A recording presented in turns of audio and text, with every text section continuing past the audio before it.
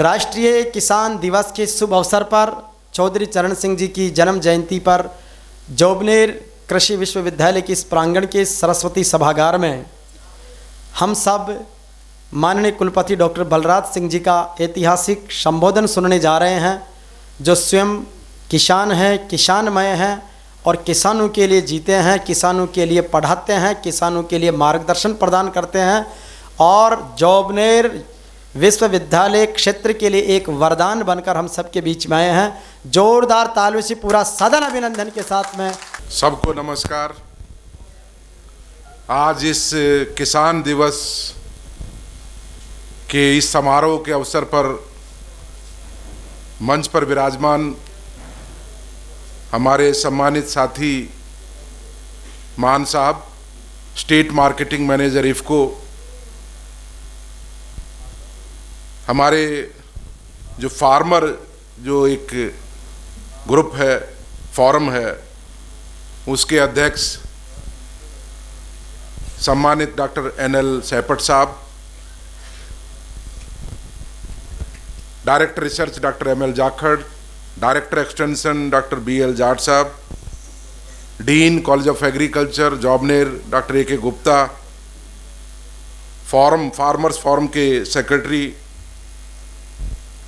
हमारे मंडीवाल साहब, हमारे बहुत ही सम्मानित किसान भाई संगा साहब और महेरिया साहब, और सबसे अधिक हमारे सारे सम्मानित किसान बुजुर्ग, युवा, सम्मानित किसान महिलाएं, छात्र और हमारे विश्वविद्यालय के सभी फैकल्टी के डॉक्टर ककरालिया साहब और दूसरे साथी इफ़को से आए हुए हमारे डॉक्टर AP सिंह साहब और दूसरे सभी साथी जो डीन डायरेक्टर्स यहाँ बैठे हैं, सबका मैं पहले तो स्वागत करता हूँ कृषि विश्वविद्यालय जोबनेर के इस सभागार में। आज किसान दिवस के इस अवसर पर जो भी प्रगतिशील किसान हैं, जो भी नवाचार किए हैं कृषि के क्षेत्र में, बागवानी के क्षेत्र में, ऑर्गेनिक फार्मिंग के क्षेत्र में, सब्जी उत्पादन में, उन सब लोगों को हमने अभी सम्मानित भी किया है। ये एक बहुत प्रसन्नता का विषय है कि इतनी विषम परिस्थितियां होते हुए कि एक इलाके में पूरे में प्राकृतिक संसाधनों में जो सबसे महत्वपूर्ण संसाधन है जल, उसकी इतनी भारी कमी होते हुए भी हमारे यहाँ के किसान इतना अच्छा काम कर रहे हैं, चाहे वो संरक्षित खेती के क्षेत्र में हो, प्रोटेक्टेड कल्टीवेशन में, या बागवानी के दूसरे क्षेत्रों में हो, ऑर्गेनिक फार्मिंग के क्षेत्र में हो। तो उससे लगता है कि निश्चित रूप से यहाँ के किसान पुराने टाइम में तो विषम परिस्थितियों से लड़ना जानते थे, लेकिन वर्तमान में भी उन्होंने सीख लिया है कि हमें इन परिस्थितियों से लगातार लड़ना पड़ेगा और देश की कृषि को आगे बढ़ाना पड़ेगा। तो पहले तो मैं जो हमारे साथी हैं, director extension doctor BL, director research doctor Jakhar, doctor Kakralia और उनकी पूरी टीम जिन्होंने इस कार्यक्रम को आयोजित किया है, इतने सुंदर आयोजन के लिए मैं आप लोगों को बधाई देता हूं। और साथ साथ जो प्रदर्शनी भी लगाई है उसमें दोनों चीज़ों का समायोजन किया है, किसानों का और कंपनियों का। एक तरफ 2-3 किसानों की स्टॉल हैं जो बहुत ही महत्वपूर्ण काम कर रहे हैं, दूसरी तरफ जो कंपनीज की स्टॉल हैं वो भी आज के आधुनिक युग में आधुनिक कृषि के लिए क्या क्या आवश्यकताएं हैं उनके अनुरूप काम कर रही हैं, उनकी भी प्रदर्शनी लगी हुई है। तो मैं उन सभी हमारे साथियों को, चाहे इफको हो चाहे दूसरे हों, मल्टीप्लेक्स हो और बहुत सारे ड्रिप से रिलेटेड, इंडोफिल है और हैं, और हमारे किसान साथियों को जिन्होंने प्रदर्शनी लगाई है, सबका धन्यवाद भी करता हूं और उनको बधाई भी देता हूं कि इतने कम समय में इस प्रकार का आयोजन आप लोगों ने किया। छोटी बड़ी हो प्रदर्शनी,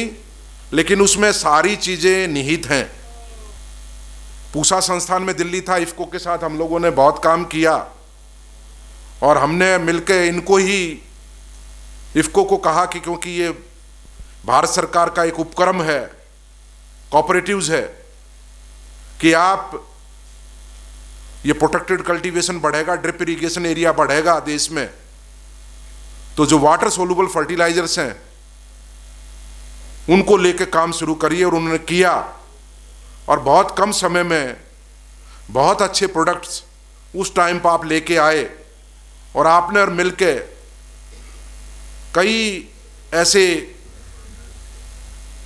बुकलेट्स, जानकारी जॉइंट पब्लिकेशन के रूप में इफको प्लस IRI हमने वो पब्लिश भी किए। फर्टिगेशन शेड्यूलिंग इन हॉर्टिकल्चरल क्रॉप्स, हिंदी और इंग्लिश दोनों में, किसानों की उसको देखते हुए। और आज इफको ने बहुत और ज़्यादा आगे काम किया है। अभी मान साहब दिखा रहे थे लिक्विड फॉर्म में नैनो यूरिया,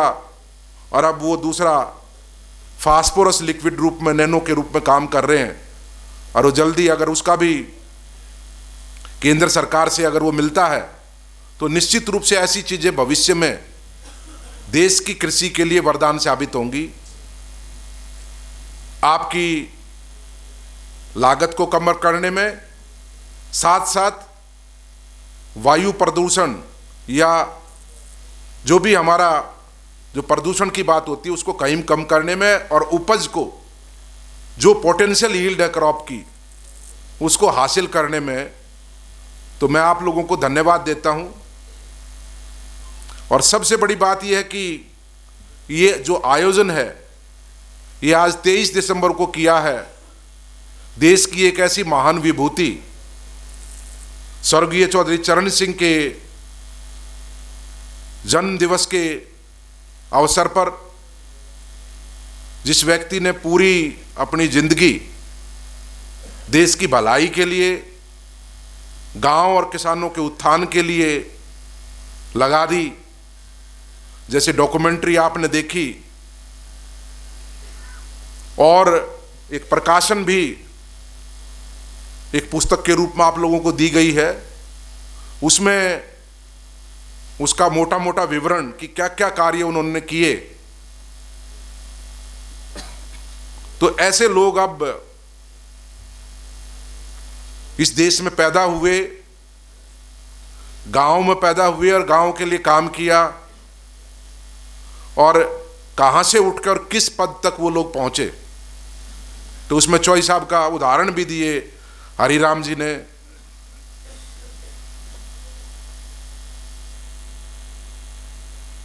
कितना उनमें विश्वास था। और अभी हम 5th डीन कमेटी की रिकमेंडेशंस के बाद BSc फर्स्ट ईयर में कोर्स पढ़ाते हैं, ह्यूमन वैल्यूज एंड एथिक्स, मानवीय मूल्य और नैतिकता। तो चौई साहब ने तो जेल में किताब लिखी थी शिष्टाचार। वो किताब कोई पढ़ ले तो उसमें सारा शिष्टाचार ही नहीं है, उसमें ह्यूमन वैल्यूज और एथिक्स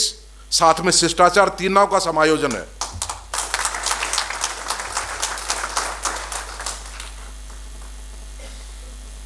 कैसे ऐसे लोगों का जन्म इस पृथ्वी, इस देश में हुआ और संघर्ष किया उन लोगों ने, और उसी की बदौलत है कि जो भी स्थिति आज किसान की हमारी, अब संगा साहब जो हैं हो सकता है उनके विचार थोड़े बहुत अलग हों, लेकिन जो भी स्थिति वर्तमान में है वो ऐसे संघर्षशील लोगों के कारण ही है। और उनकी सोच ये थी चौई साहब की, मैं व्यक्तिगत रूप से शायद 84 में, 1984 में रामलीला ग्राउंड में दिल्ली में एक बड़ा प्रोग्राम था, और एक दो बार मेरा चौई साहब से मिलना हुआ जब तो मैं बीएससी एजी का स्टूडेंट था। तो एक व्यक्ति के अंदर इतनी इच्छा शक्ति, तो उन्होंने जो ये कहा, जैसा हरिराम जी ने भी कोट किया, किताब के अंदर भी कोट किया हुआ है, उनकी ये सोच थी कि इस देश का, वो यही कहते थे, देश दूसरे विश्व में जो दूसरे देश है उनके विकास की बात हम नहीं करते, लेकिन भारत जैसे देश का विकास वो जब भी संभव है जब हम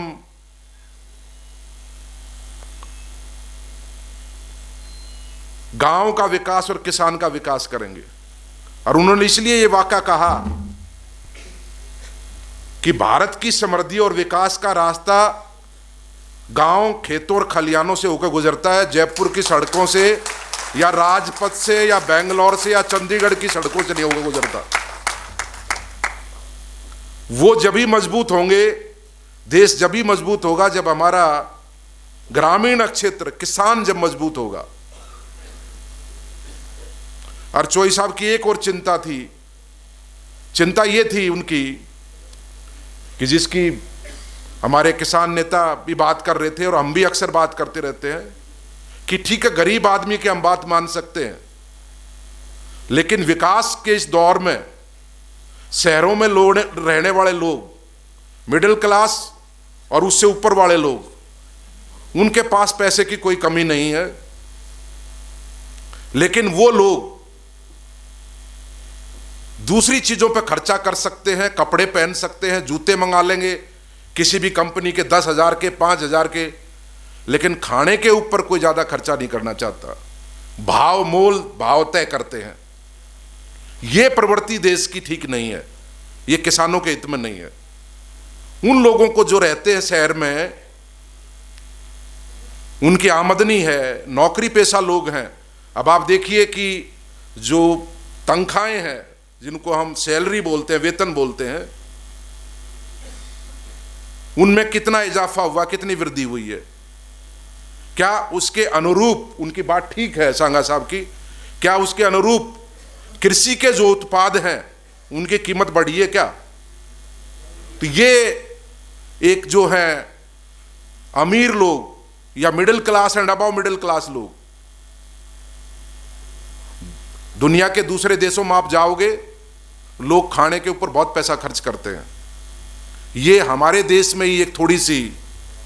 अब गरीब आदमी को तो देखो सस्ता मिलना चाहिए, जिसके पास रोजगार नहीं है, बहुत ही कम ऐसा रोजगार है उसको कि दिहाड़ी मिलनी है 200 रुपये या 150 रुपये, उसकी बात माननी जा सकती है। लेकिन जहां तक बात है कि जिन लोगों के पास अच्छा सामर्थ्य है, आप जो तनख्वाहें 1960 में थी, 1950 में थी, और आज 2022 में जो तनख्वाहें हैं उनको अगर आप देखें और कृषि जो उत्पाद हैं उनका वो देखें, मूल्यों को देखें, तो आपको बिल्कुल क्लियर कट पता लग जाएगा कि बहुत ज़्यादा गैप उन चीज़ों के अंदर है। तो हम लोगों को भी हमारी सामूहिक जिम्मेदारी है, शहरों में रहने वाले लोगों की, या शहरों में नहीं भी रहते, कहीं और भी रहते हैं लेकिन वो मजबूत हैं आर्थिक दृष्टि से, उनको किसान की तरफ भी देखना चाहिए। अब भाई वहां कितनी लागत है और वो किसान खेती कर रहा है, और ये बात चोई साहब ने या दूसरे लोगों ने नहीं कही, ये बात बिल्कुल निश्चित है। हमारे देश का आधार भूतकाल में भी कृषि रही थी, पुराने समय में,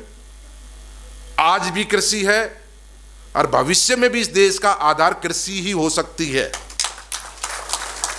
क्योंकि हिंदुस्तान छोटा मोटा देश नहीं है। हमारी मजबूरी, हमारा चैलेंज, हमारी चुनौती सबसे बड़ी जनसंख्या है। फिर दूसरी जो प्राकृतिक संसाधन है उनका घटना, और अभी मान साहब ने बताया, भाई कृषि मजबूत नहीं होगी, कोई करोड़ 50 लाख का देश हो तो खाने के लिए मंगा सकते हैं, लेकिन 138 करोड़ के लिए खाने के लिए कहां से मंगा सकते हैं, कितना मंगा सकते हैं, और क्या क्या चीज मंगा सकते हैं आप। भाई क्रूड ऑयल आ रहा है, कितने लाख करोड़ रुपए देश खर्च कर रहा है। फर्टिलाइजर्स की आपने बात की, खाने का तेल भी अभी आ रहा 80,000 करोड़ रुपए का सालाना, वो संभावित था बढ़ने का, 1.25 लाख करोड़ से ऊपर जाने वाला था, लेकिन थोड़ा ब्रेक लग गया कोरोना पीरियड में, महामारी के दौर में। ये सब सभाएं बंद होगी, पार्टियां, ब्याह शादी, कॉन्फ्रेंस, वर्कशॉप सब बंद हो गई, जिसके कारण वो रुक गया कहीं, नहीं तो ये 1,30,000 करोड़ से ऊपर जाने वाला था। तो ये कुल मिला के ये बात है, अगर भाई बाहर से मंगाएंगे तो हमें विदेशी मुद्रा खर्च करनी पड़ेगी, पर बाहर भेजना भी तो पड़ेगा। उसमें भी आज एक सबसे अच्छी बात यह है कि एग्रीकल्चर का एक अच्छा खासा हिस्सा है एक्सपोर्ट में भी। ठीक है, एक हमारा कमजोर कड़ी है खाने का तेल, लेकिन दूसरी चीजें हम एक्सपोर्ट कर रहे हैं, तो इसका मतलब कृषि 138 करोड़ को खिला नहीं रही खेती इस देश के किसान, बल्कि आज देश आत्मनिर्भर है और हम देश से निर्यात भी कर रहे हैं। अच्छा एक्सपोर्ट है, एक एक कमोडिटी आपके राजस्थान से ले ले 4,500 करोड़ रुपए का जीरे का एक्सपोर्ट है इस साल। लाल मिर्च का पूरे देश में होती है, मध्य प्रदेश हो, गुंटूर हो, आंध्र प्रदेश में, तमिलनाडु हो, कर्नाटक हो, 5,500 करोड़ रुपए का एक्सपोर्ट है। ताजे सब्जियां हो, फल हो, गैरकिन्स हो, जो भी चीज हो, गेहूं का निर्यात भी हो रहा है, चावल का निर्यात भी हो रहा है, लेकिन उसमें सोचने की जरूरत है अगर भाई पानी कितना लग रहा है उसको पैदा करने में। तो ऐसी स्थिति में यह निश्चित है कि अगर देश को मजबूत रखना है और किसी देश को स्थायित्व की जब बात करते हैं, स्टेबिलिटी की जब बात करते हैं, तो निश्चित है कि उस देश में लोगों को खाना मिलना चाहिए। और अब हम तो ये बात कर रहे हैं कि सिर्फ पेट भरने के लिए खाना नहीं, उसकी खाने की ताकत का न्यूट्रिशनल सिक्योरिटी वो भी जरूरी है।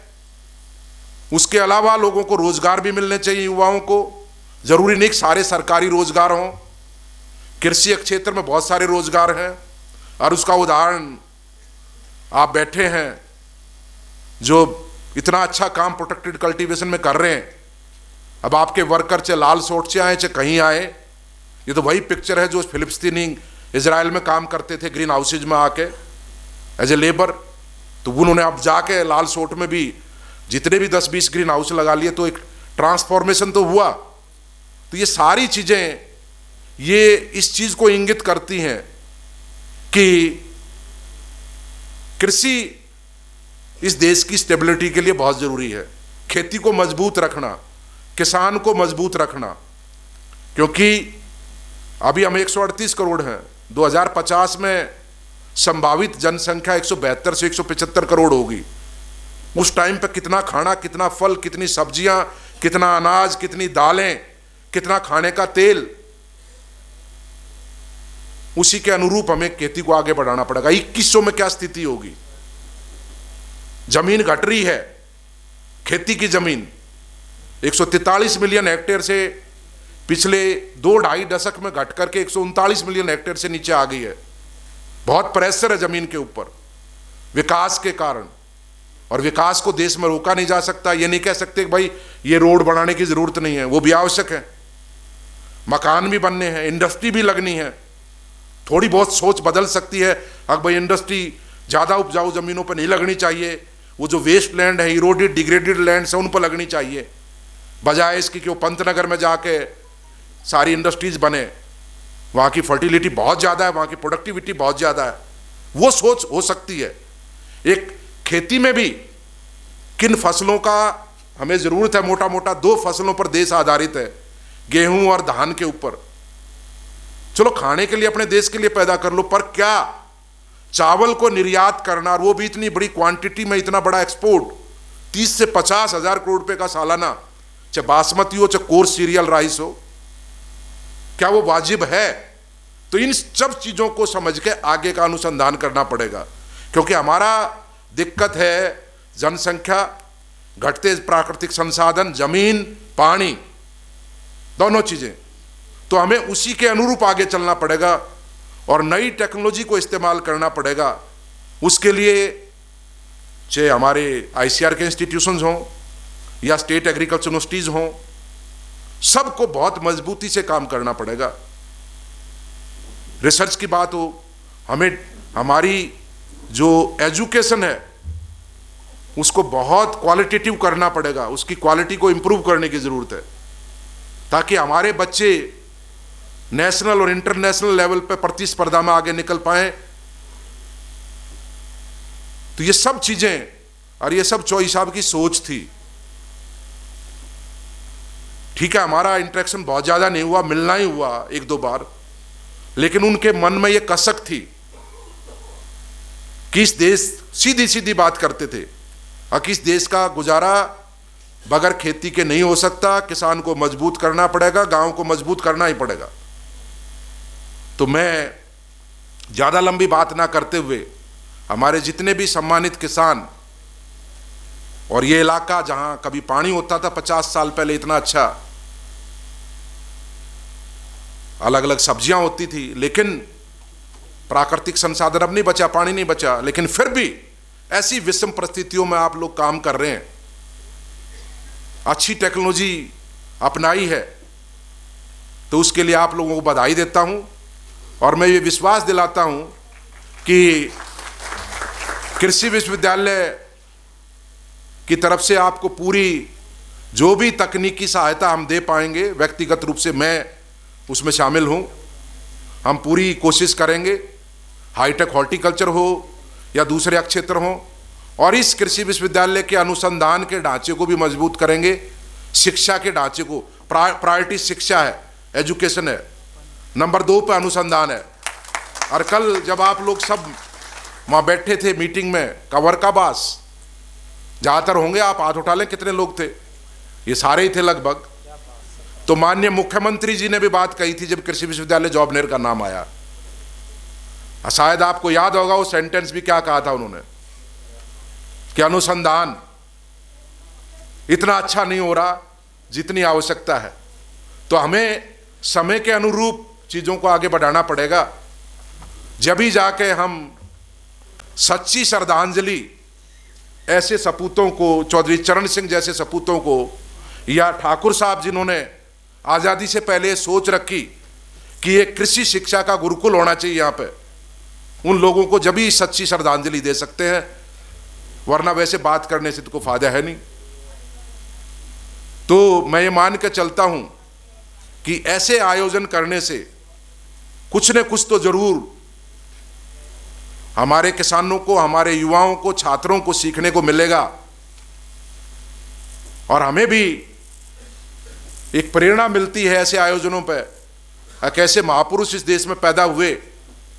हमें भी कहीं न कहीं जितना भी कर पाएं, उनकी जो सोच थी उस पर कितना खरा उतर सकते हैं, उसी के अनुरूप काम करना चाहिए। तो मैं हमारे सारे साथियों को, जो भी इस आयोजन में सम्मिलित रहे हैं, जिन्होंने प्रयास किया, छोटे समय में ही तुरंत, कल शाम को तो कुछ नहीं था दोपहर तक, लेकिन फिर भी आज आप देख रहे हैं जो भी है, तो ये सब इसके लिए धन्यवाद के पात्र हैं। मैं व्यक्तिगत रूप से आपको धन्यवाद देता हूं और बधाई देता हूं, और ये विश्वास करता हूं कि किसान ज़्यादा से ज़्यादा कृषि विश्वविद्यालय से जुड़ेंगे और कृषि में उन्नति होगी, चाहे विषम परिस्थितियाँ हों चाहे सम परिस्थितियाँ हों, दोनों में ही हमें गुजारा करना पड़ेगा और खेती को आगे बढ़ाना पड़ेगा, किसान को मजबूत करना पड़ेगा, गाँव को मजबूत करना पड़ेगा, जब ही देश खुशहाल होगा। सबको मेरी तरफ से बहुत बहुत धन्यवाद। जय हिंद, जय भारत।